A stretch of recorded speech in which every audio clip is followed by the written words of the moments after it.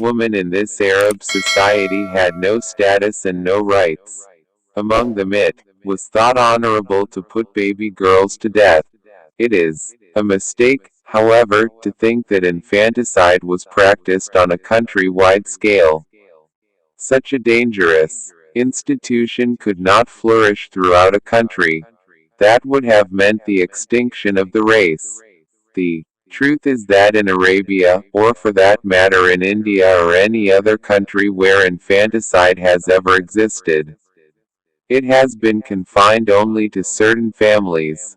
The Arab families who practiced it either had an exaggerated notion of their social status or they were constrained in other ways. Possibly they were unable to find suitable young men for their daughters to marry. Knowing this, they put to death their baby girls. The evil of this institution lies in its savageness and its cruelty, not in the results which it has in terms of a nation's population. Different methods were used for killing baby girls, among them burying alive and strangulation. Only the real mother was regarded as a mother in Arab society. Stepmothers were not regarded as mothers, and there was no ban on a son's marrying his stepmother on the death of his father. Polygamous marriages were very common, and there was no limit to the number of wives a man could take. More than one sister could also be taken to wife by the same person at one and the same time. The worst treatment was meted out by combatant sides to one another in war. Where hatred was strong, they did not hesitate to split the bodies of the wounded, take out parts and eat them in cannibal fashion. They did not hesitate to mutilate the bodies of their enemies. Cutting off the nose or ears, or plucking out an eye was a common form of cruelty practiced by them.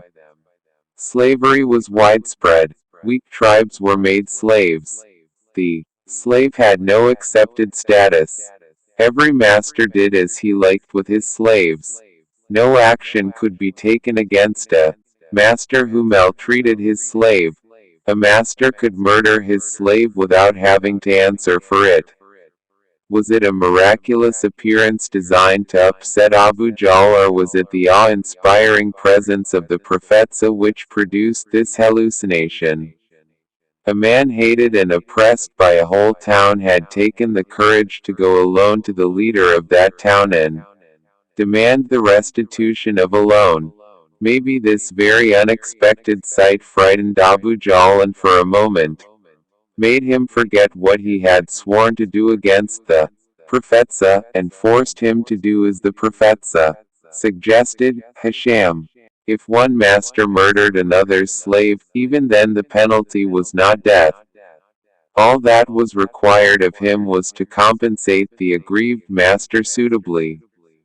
Women slaves were used to satisfy sexual desires. The children born of such unions were also treated as slaves. Women slaves who became mothers remained slaves. In terms of civilization and social advance, the Arabs were a very backward people. Kindness and consideration to one another were unknown. Woman had the worst status possible. Still, the Arabs possessed some virtues. Individual bravery, for instance, sometimes reached a very high level. It was among such people that the Holy Prophetsa of Islam was born. His father, Abdullah, had died before his birth. Accordingly, he and his mother Amina had to be looked after by the grandfather, Abdul Muttalib. The child Muhammadsa was suckled by a countrywoman who lived in a place near Taif. It was a custom in Arabia in those days to hand over children to women in the country, whose duty was to bring up the children, to train their speech and to give them a good start in bodily health. When the Prophetsa was in his first year *, his mother died while traveling from Medina to Mecca and had to be buried en route. The child was brought to Mecca by a woman servant and handed over to the grandfather. When he was in his 8th year, his grandfather also died. after which Abu Talib, his uncle, became his guardian, this being the wish expressed in a will by the grandfather. The Prophetsa had 2 or 3 opportunities to travel out of Arabia. One of these occurred when at the age of 12 he went in the company of Abu Talib to Syria. It seems that this journey took him only to the southeastern towns of Syria. For in historical references to this journey there is no mention of places like Jerusalem. From now onwards until he grew up to young manhood he remained in Mecca. From very childhood he was given to reflection and meditation. In the quarrels and rivalries of others, he took no part, except with a view to putting an end to them.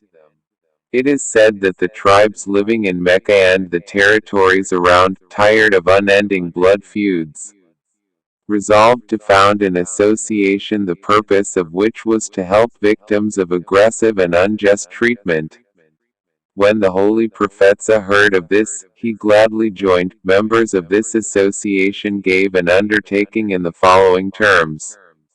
They will help those who were oppressed and will restore them their rights, as long as the last drop of water remained in the sea.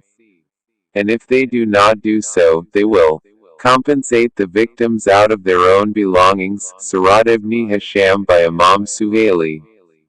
It seems that no other member of this association was ever called upon to discharge the undertaking solemnly entered into by members of this association. But opportunity came to the Holy Prophetsa when he had announced his mission. His worst enemy was Abu Jahl, a chief of Mecca. He preached social boycott and public humiliation of the Prophetsa. About that time a person from outside came to Mecca. Money was due to him from Abu Jahl, but Abu Jahl refused to pay. He mentioned this to people in Mecca. Some young men, out of sheer mischief, suggested that he should approach the Prophetsa. They thought that the Prophetsa would refuse to do anything for fear of the general opposition to him and particularly for fear of the opposition of Abu Jahl. If he refused to help this man, he would be said to have broken his pledge to the association. If, on the other hand, he did not refuse and chose to approach Abu Jahl for the restitution of this loan, Abu Jahl was certain to turn him away with contempt. This man went to the Prophetsa and complained to him about Abu Jahl. The Prophetsa, hesitating not a minute, stood up, went with the man and knocked at Abu Jahl's door. Abu Jahl came out and saw that his creditor was standing with the Prophetsa. The Prophetsa mentioned the loan and suggested its payment. Abu Jahl was taken aback and, making no excuses, paid at once. When the other chiefs of Mecca heard of this they reproved Abu Jahl, telling him how weak and self-contradictory he had proved. He preached the social boycott of the Prophetsa, yet he himself accepted direction from the Prophetsa and paid a loan on his suggestion. In self-defense, Abu Jahl pleaded that any other person would have done the same. He told them that as he saw the Prophetsa standing at his door, he also saw 2 wild camels standing one on each side, ready to attack. We cannot say what this experience was. Was it a miraculous appearance designed to upset Abu Jahl, or was it the awe-inspiring presence of the Prophetsa which produced this hallucination? A man hated and oppressed by a whole town had taken the courage to go alone to the leader of that town and demand the restitution of a loan. Maybe this very unexpected sight frightened Abu Jahl and for a moment made him forget what he had sworn to do against the Prophetsa, and forced him to do as the Prophetsa suggested. Hisham